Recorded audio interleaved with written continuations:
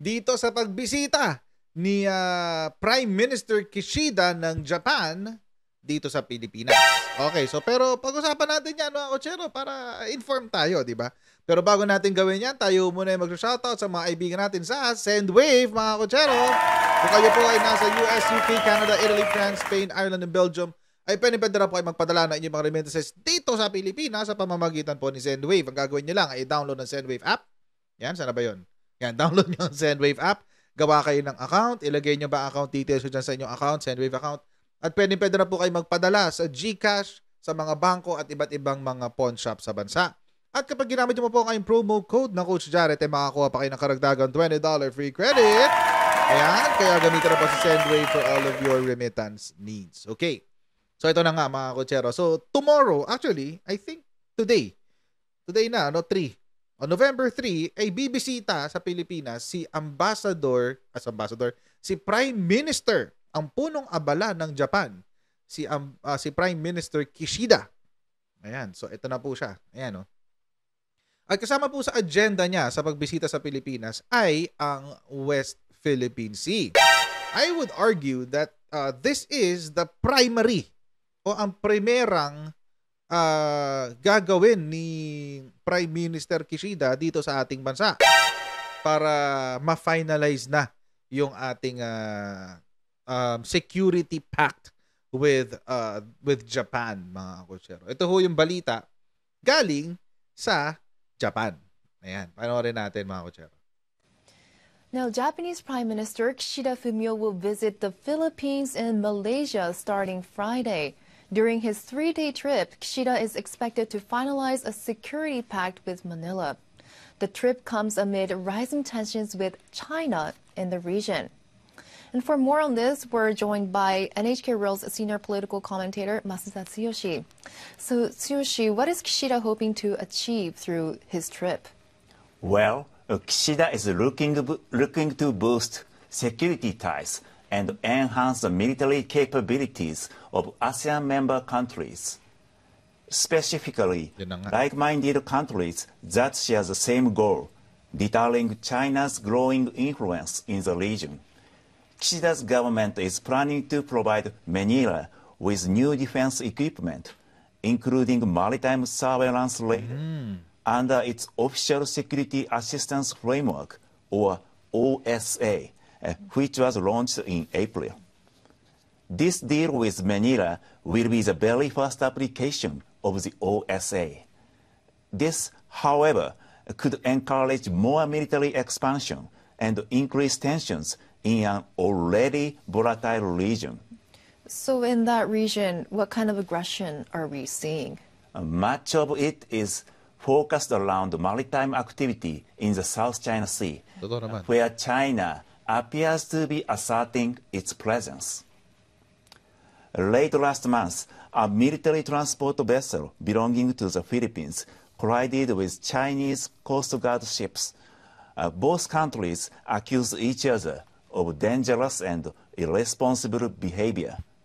So again, through enhanced security ties, Japan is hoping to counter some of this aggression from China. Okay, so what else are we expecting from Kishida's visit to the Philippines? Kishida is expected to negotiate an agreement with the Philippines that would allow for joint training in the Indo-Pacific. Japan is already in a Reciprocal Access Agreement, or RAA, with Australia and the UK. This would be Japan's first such pact with an ASEAN member. If ratified, the Philippines would become a so-called quasi-ally, along with the UK and Australia. So ultimately, it is another important step for Japan to ensure the balance of power in the region and further strengthen deterrence against China. Okay, thank you, Tsuyoshi. My pleasure. Yun na nga, mga kotsero, ang ganap. So, primarily, itong gagawin ni Prime Minister Kishida is really to strengthen our security ties. Yun. Pang ano talaga, pang security talaga mga kotsero. At dahil nga pang security ito, hindi happy ang Chinese Communist Party. Hindi sila happy, guys. Hindi mo sila makitaan ng saya. Bakit? Ito yung balita nila kahapon, mga kotsero. Sa kanilang state newspaper, yung Global Times. Yung para sa mga hindi nakakaalam, yung Global Times siguro sa Pilipinas ang equivalent niya is yung PTV. Ayan. Pero naka-dyaryo. Parang dyaryo siya. Okay, game, ito na nga. State newspaper. Okay, ito na. Kishida to embolden Manila to provoke China during visit. Palalakasin lang daw ng loob ng Japan ang Pilipinas para labanan ang China sa pagbisita dito sa Pilipinas ni Kishida. Ayan. Ang sabi, amid the recent tension between China and the Philippines over the South China Sea, Manila officially announced the upcoming visit by Japanese Prime Minister Fumio Kishida, with military cooperation anticipated to be discussed during the trip, including negotiations to facilitate presence of visiting forces, surveillance, coastal radar system in the Philippines, and joint drills according to media reports. Mukhang naaaning ang China, guys, Mukhang naaaning ang China dito sa balitang to, mga kotsero. Di sila happy. Analysts said Kishida's upcoming visit shows that Tokyo's intention to make the Philippines a springboard for Japan's military intervention in the Asia-Pacific while assisting the U.S. in its Indo-Pacific strategy layout.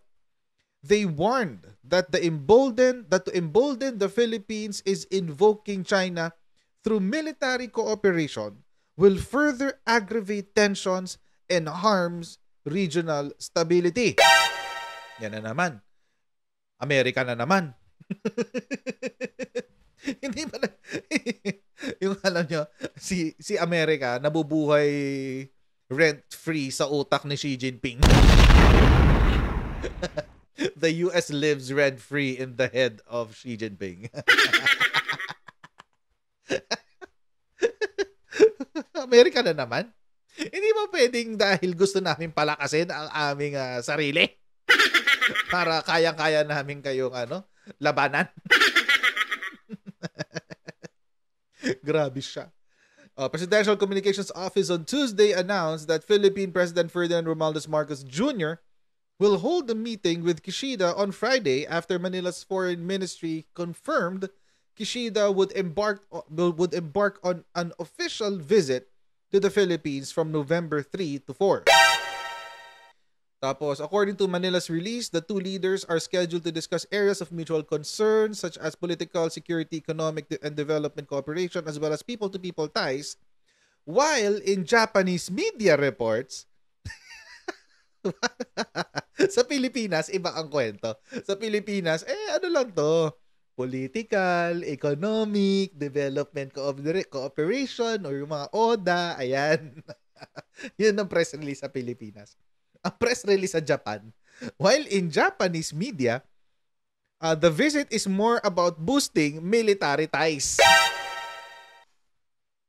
Alala ang China dito, Citing sources, Kyodo News said the two U.S. allies are expected to greenlight negotiations for a reciprocal access agreement, facilitating the presence of visiting forces. So mga kotsero, yung parang ang setup nito parang VFA pero for Japanese military. So yun naman tawag sa kanila is RAA, Reciprocal Access Agreement. Na-mention to kanina sa balita sa Japan, di ba? Reciprocal Access Agreement. It said that the two leaders are also expected to pledge to step up joint military drills in a move that would further promote trilateral security cooperation involving the U.S. so as to enhance deterrence against China. China is getting the message, guys. They're getting the message loud and clear. Nag-iiyak na sila. Grabe. Tapos, while serving the layout of US Indo-Pacific strategy, ayan, Amerika na naman. Japan under the banner of Washington. Tigas ng buha talaga. Sinisisi na naman Amerika. Is also trying to maximize its military power deployment overseas and to promote the diversification of its offensive capabilities, especially its offensive capabilities that are not limited to those originating from the mainland of Japan. A military expert told Global Times requesting anonymity. Itong Global Times ang hilig sa anonymous, no? Sa mga anonymous sources. Yung binasa natin kanina, anonymous source din. Kasi ito, anonymous source ulit. Grabe kayo. Anyway, alam nyo kasi mga kotsero, di ba nga ang Pilipinas ay parte dyan sa first island chain, no? So from Japan, Taiwan, Philippines, and then bababa ng Malaysia. Yung first island chain. Yung first island chain na yan din ang sinasabi nila na magiging springboard ng Amerika kapag ipinagtanggol na ng Amerika ang soberenya ng Taiwan. So, ang gusto din ngayon palabasin ng China dito ay ginagamit lang din ng Japan ang Pilipinas para isulong ang interes ng Amerika. Wala bang magbabago sa script dyan? Kasi alam namin kasinungalingan lang yan eh. Wala bang magbabago sa script? If the RAA were signed, it means that Japan's self-defense forces could carry guns and ammunition into the Philippines for training, effectively giving Japan the ability to send its forces to the Philippines, the expert said. Okay. Japanese media said that Kishida and Marcos will also likely talk about Japan's delivery of defense equipment to the Philippines, such as additional provision of large patrol vessels and maritime surveillance radar, under the new OSA or Official Security Assistance, isa kasi ODA, Official Development Assistance. Yun yung mga ginagamit pang magtatayo ng mga relays and ODA yon. Ito naman OSA, Official Security Assistance, which was launched in April. So, ayan, meron siyang expert, Dajigang, na kanilang eksperto daw. Sabi, okay, told the Global Times that the northern Philippines is very close to the southern island of Taiwan, and once Japan deploys surveillance radar there, such radar will combine with the surveillance facilities located in the Ryukyus and Ishigaki Island in the south of Japan to form a situation in which the north and south directions can monitor the situation around the island of Taiwan. At ayaw nyo nun. Hindi pabor sa inyo yon. Na namomonitor ng Japan at ng Pilipinas at ng Amerika ang Taiwan. Ayaw nyo nun. But anyway, syempre sasabihin, ba't naman tayo makikisama dyan sa Taiwan na yan, etc. Diba? Ganyan na sabihin ng mga ng mga ibang tao tungkol dyan. Pero, let's see. Ang haba ng article, guys. Okay. Ito pa sinabi. Napasan na natin yung kanina. In the context of the recent disputes between China and the Philippines over the South China Sea, Japan's move is actually meant to embolden the Philippines and encourage it to provoke China. In fact, this move will further create instability in the Asia-Pacific and aggravate tensions and the risk of conflict. Sabi nung kanyang source, iba pala tong source na to. Si Dajigang. Ibang source yan. Nagbigay ng pangalan. So, ang sabi, tatapang daw ang Pilipinas. Tapos, dahil tatapang daw ang Pilipinas, manggugulo daw tayo sa Asia-Pacific. Ito yung sinasabi nila sa mga tao nila dyan sa China. Kaya yung mga China, mga Chinese, galit na galit sa mga Pinoy. Akala nila, tinatapakan natin yung karapatan nila sa South China Sea. Kabaliktaran yung totoo.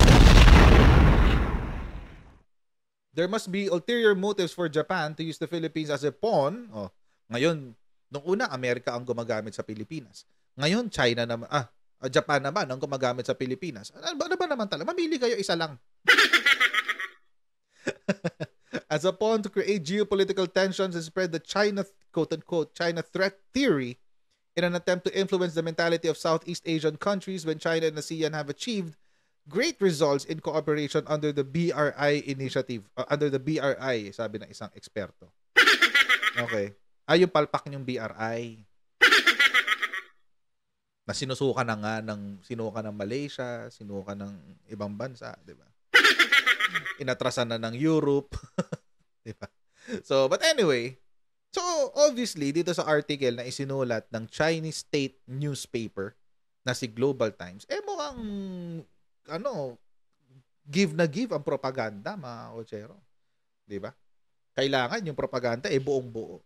Pero mga kotsero, kung tutuusin, ito pong Japan Security Force engagement, actually, has been a long time working. Kumbaga, matagal na itong tinatrabaho. Ito yung isang article na nabasa ko. August 8. Ginawa siya August. Ito po yung link. Foreign Policy Research Institute.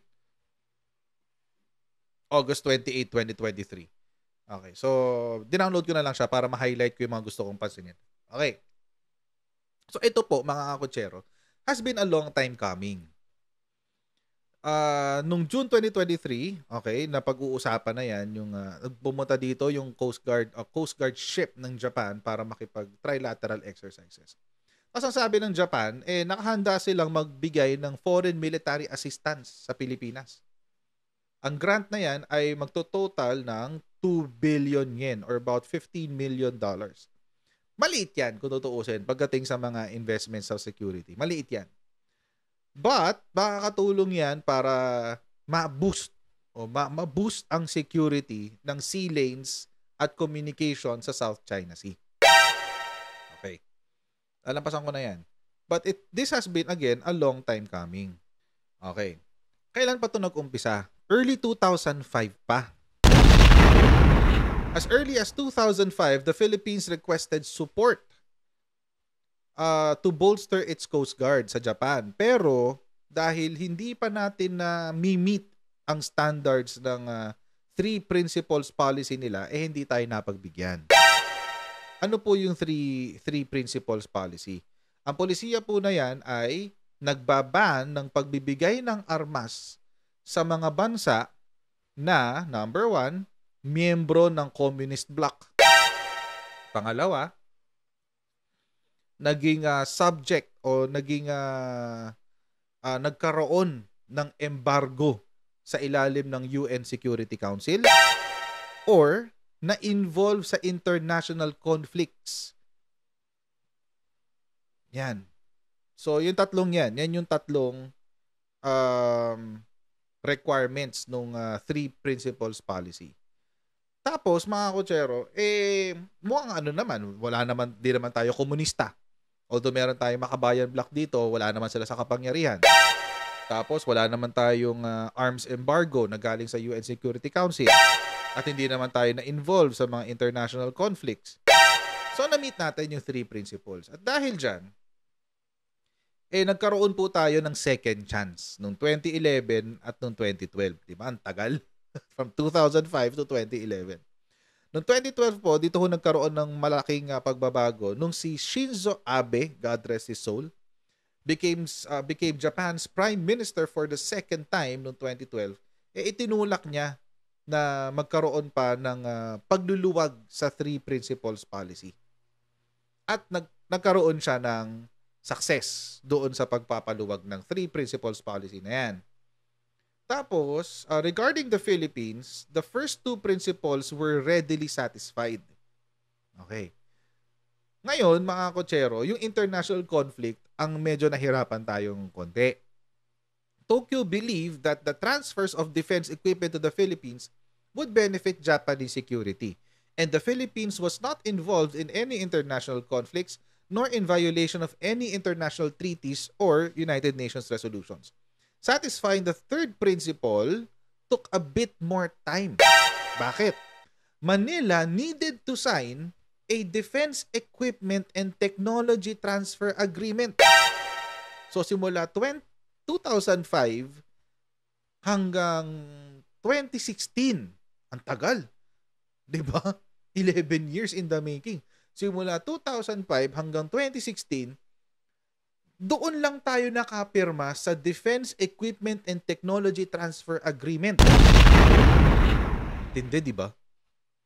However, Tokyo still had to find a way to pay for such transfers. Siyempre nga naman, may bayad, paano mo dadalhin niya sa Pilipinas? So, ang ginawa ni Shinzo Abe creatively turned to Japan's international... Ay, nawala siya. Balik tayo. Yan. Na-click ko yung link. Ayan. Saan na ba siya? Ayan. Without a military assistance budget, Abe creatively turned to the Japan's International Cooperation Agency, existing ODA, Official Development Assistance Program. So, pinadaan niya sa ODA yung pagpa-finance ng ating, ng transfer ng security equipment. By broadly interpreting economic development to include maritime safety, Abe was able to tap the official development assistance to fund the construction of 10 unarmed 44-meter Parola-class patrol boats for the Philippine Coast Guard, which were delivered between 2016 and 2018.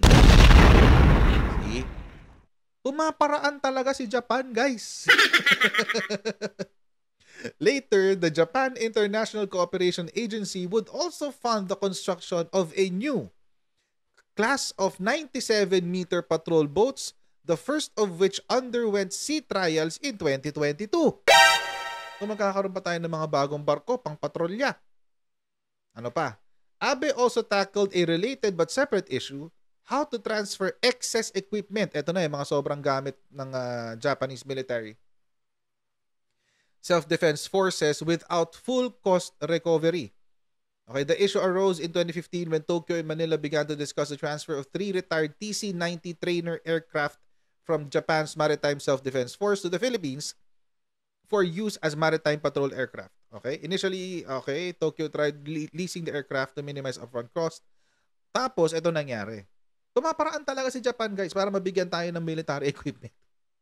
Eventually, Japan modified its national security law to permit the transfer of excess defense material for sums below their original cost. And in 2017, the TC-90s were transferred to the Philippines for free. Soon after, Japan resolved a similar situation involving the transfer of excess spare parts from Japan's Ground Self-Defense Force to the Philippines to restore 7 of its UH-1 utility helicopters. Through such efforts, Japan demonstrated its seriousness in engaging the Philippines on security matters. That seriousness has been reciprocated. Seryoso ang Japan natulungan ng Pilipinas na pagandahin ang ating military. At yan ay sinuklian din ng Pilipinas. Imagine mga kutsero, mula 2005 hanggang 2022, kailan lang tayo nagkaroon ng seryosong upgrade sa ating defense? Ito lang, 2016. Bakit? Kasi doon lang tayo pumirma doon sa hinihingi ng Japan. Kaya ayun. Okay, kahit daw si Digong ay nakipag-friendly sa China, nagbigay pa rin daw ang Japan, readily embraced the possibility of acquiring Japanese air surveillance radars in 2019. 3 years later, the first of 3 Japanese JFPS-3 fixed radar systems was delivered to the Philippines, and it may soon order a JTPS-14 P-14, a mobile radar system 2. Ayan. Ito na. In 2023, April, Japan established an Overseas Security Assistance Program. Andito na tayo ngayon sa OSA, Overseas Security Assistance Program. Kaya pupunta ngayon si Kishida sa Pilipinas para i-finalize to. Magkakapirmahan tayo, guys. Kaya merong appearance si Kishida sa ating kongreso din bukas. I have a feeling ko lang naman na ira-ratify na to. Ira-ratify to bukas or sa Sabado. Kasi 3 to 4 dito si Kishida eh. So ira-ratify to. Kaya merong joint session bukas sa Kongreso. Ibig sabihin, magpipirmahan ang Japanese Prime Minister, ang Presidente ng Pilipinas, ang Congress of the Philippines. This will be an official treaty. The new program opens the door to more formal military material support through the program's funds, though the program's funds may still be restricted to non-lethal equipment purchases, materyales, di ba? Kung barko ba naman ang bibilin mo, why not? Hindi naman kailangan lethal eh. Sa iba natin kunin yung lethal. Di ba? Sa iba natin kunin yung lethal. Wag na dito. Even so, the program might pave the way for Philippines to acquire some of Japan's soon-to-be retired fleet of P-3 Maritime Patrol aircraft, a platform that the Philippine military has eyed since 2015. The aircraft would enable Manila to conduct not only long-endurance maritime surveillance, but also anti-submarine and anti-surface warfare, if later equipped with torpedoes and anti-ship missiles. Grabe. Ang bigat. Ano next step? The next step for Japanese security cooperation may involve the rotation of Japanese ground troops. Ito yung sinasabi kanina na parang RAA, na parang VFA with Japan, rotating something. Through the Philippines for training exercises, much like American and Australian forces already do. But for that to happen, Japan and Philippines would need to come to terms on a visiting forces agreement and a reciprocal access agreement. Grabe. Grabe. Hindi ko alam kung matutuwa ako, matatakot ako.